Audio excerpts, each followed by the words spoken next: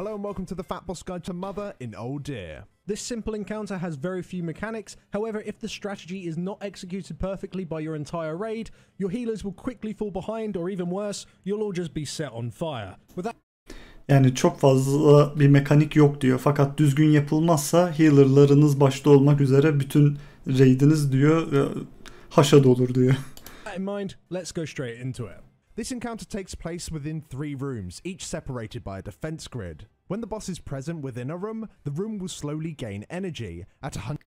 Şimdi 3 tane oda var. Bu 3 odada da boss bulunduğu zaman hangi odada bulunuyorsa o odanın enerjisi yükselmeye başlıyor. 100 enerjiye ulaştığında da 100% energy, the room will ignite and set fire to all members of the raid still within it. alev almaya başlıyor. Dolayısıyla belli bir süreniz var o odadan çıkmak için. The idea is that you leave a room before it reaches full energy and wipes you. However, when you pass through the defense grid, it will do a large burst of damage to the entire raid, so you have to do it in a staggered fashion. Şimdi normalde bir süreniz var bu odada bulunmak için bir süre. O süreyi bitirdikten sonra bütün raid'in o odada olmaması lazım. Fakat bu duvardan geçerken, yani her iki odanın arasında bulunan duvardan da geçerken bütün raid'e bir hasar veriyorsunuz. Dolayısıyla herkesin toplu olarak geçmesi de mümkün değil. Dolayısıyla bunu zamana yaya geçmeniz gerekiyor.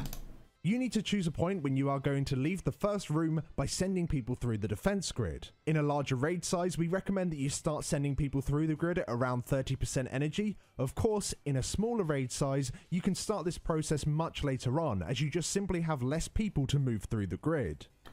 Eğer çok fazla kişiyseniz, mesela 30 men yapıyorsanız, 25 men yapıyorsanız, o zaman boss %30'a falan geldiğinde, yani oda %30'a geldiğinde yavaş yavaş geçmeye başlayabilirsiniz diyor. Fakat daha az, mesela 10 kişi, 12 kişi, 15 kişiyle yapıyorsanız bunu biraz daha erteleyebilirsiniz diyor. To get players through, you want to send them in groups of 3, only sending another group once the raid has been topped up. The first group you send through must consist of at least 1 tank. Şimdi ilk olarak diyor bir üçlü grup gönderirsiniz diyor. İlk gidecek olan gruptaki bir kişi mutlaka tank olmalı. Çünkü buraya geçtiğiniz zaman burada da edler çıkacak. Üçerli geçiyorsunuz. Üçlü geçti diyelim ki. Diğer üçlü geçmeden önce healer'lar bütün raid'i bir daha ayağa kaldırması gerekiyor. This is because each time a player passes through the grid, they'll also spawn an ad shortly afterwards. These ads have little health, but they have a raid wiping cast. If a single clinging corruption cast goes off, your healers will quickly fall behind. Şimdi bir tane Clinging Corruption diye bu edler bir spell cast ediyorlar. Eğer bunu cast ederlerse wipe. Dolayısıyla bunu cast etmemeleri için interrupt ve stun atılması lazım. İlk gruptaki tankın mutlaka olması lazım zaten öyle bir stun'ı. Ve melee DPS'lerden de interrupt olanlar olursa hızlı bir şekilde kesilip bunların interrupt edilmesi gerekiyor.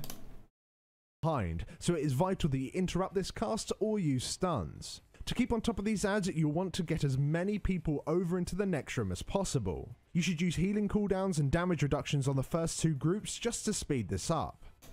Yani ilk başlarda hızlı bir şekilde oraya geçirmek isterseniz healing cooldownlarıyla birlikte insanların oraya geçmesini sağlayabilirsiniz diyor. Çünkü öbür tarafta birçok ed olacak ve o edlerin hemen kesilmesi gerekecek, interrupt edilmesi gerekecek.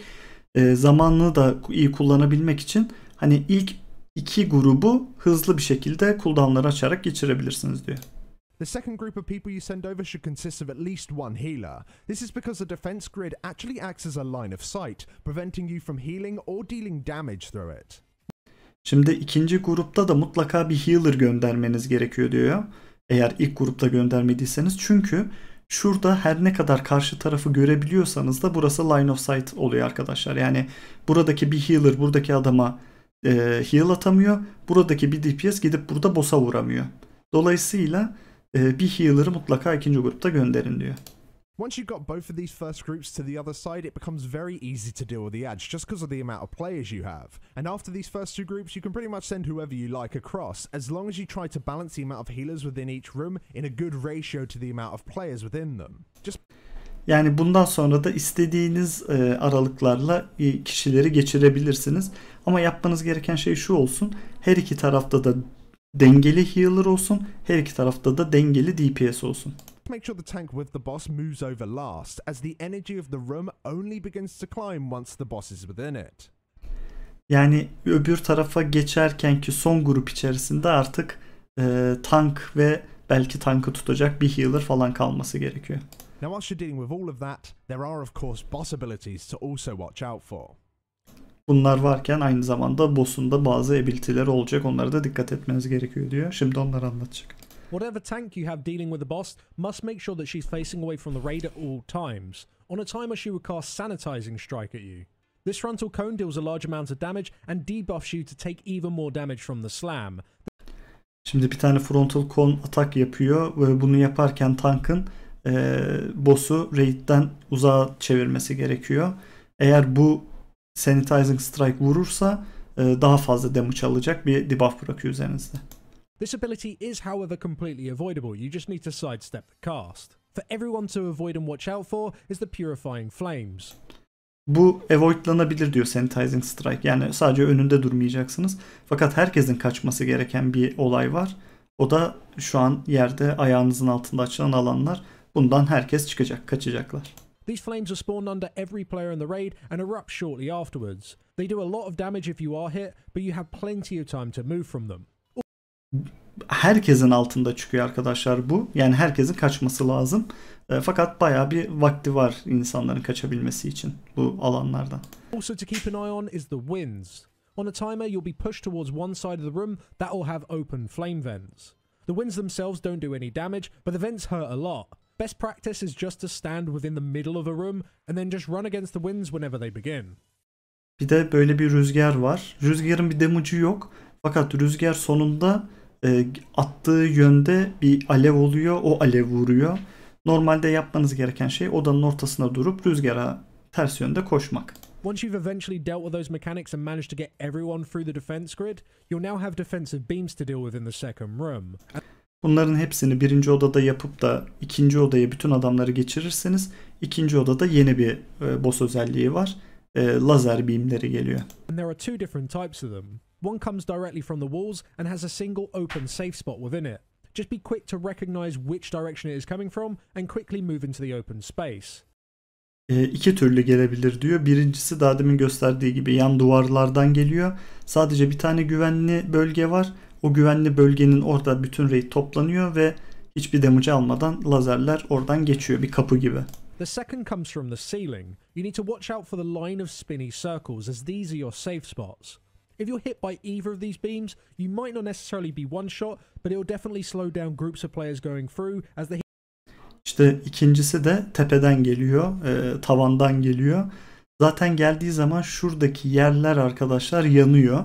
Hemen bütün raid grubu onun üzerine geçiyor ve lazerler böyle ızgara şeklinde geliyor. Yani tek atmıyor, dikkat edin diyor ama çok da böyle tek atmıyor gibi de değil yani. Bayağı yüksek hasar veriyor bu. Healers will have to focus on you rather than the rest of the raid. Now it's at this point we should probably mention that it's entirely possible to kill the boss within this second room, even within these first early weeks, if your damage is high enough. Yani eğer hasarınız çok yüksekse hiç 3. odaya geçmeye bırakmadan da 2. odada boss'u öldürebilirsiniz diyor. Ki biz de öyle kesmiştik. This is something we definitely recommend trying to do if you think you can. Otherwise you'll be forced to use the third and final room, which isn't really a big issue at all, but it just means that everyone in the entire raid has to go through the defense grid again, which really is the hardest part of the encounter. Yani eğer baktınız ki DPS'iniz yetişmiyor, 2. odada öldüremiyorsunuz, o zaman 3. odaya geçmek için gerekli olan şey yaparsınız diyor. Fakat bu en zor mekanik, insanların buradan gruplar halinde geçip kimseyi öldürmeden heal atabilmek olduğundan, eğer elinizdeyse yapabiliyorsanız 2. odada bu işi bitirin diyor. If you do need to use the third and final room, you'll notice that as soon as the boss enters it, she will gain 100% damage taken increase debuff, meaning that you can burn her off really quick to 10% to end the encounter. 3. odayı da kullanmak zorunda kalırsanız 3. odada zaten artık Mother %100 hasar alan bir damage debuff'ı oluyor üzerinde. O damage debuff'ı ile birlikte cooldown'larınızı açıp bitirebilirsiniz fight'ı diyor. Bu arada Mother'ın canı %10 olduğunda bitiyor fight arkadaşlar. Dolayısıyla hani buraya geldiğinizde %25 falan daha var diye düşünmeyin. %15 aslında o. Çabucak indirilebilir. Aside from that, there are no new abilities or mechanics to deal with in this last room, and that's pretty much all you need to know for this. Ve 3. odada da başka herhangi bir ability'si yok. Yani daha önce anlatılanların aynısı oluyor bu odada da. Ve bu odada da öldürebiliyorsunuz boss'u. Evet, güzel.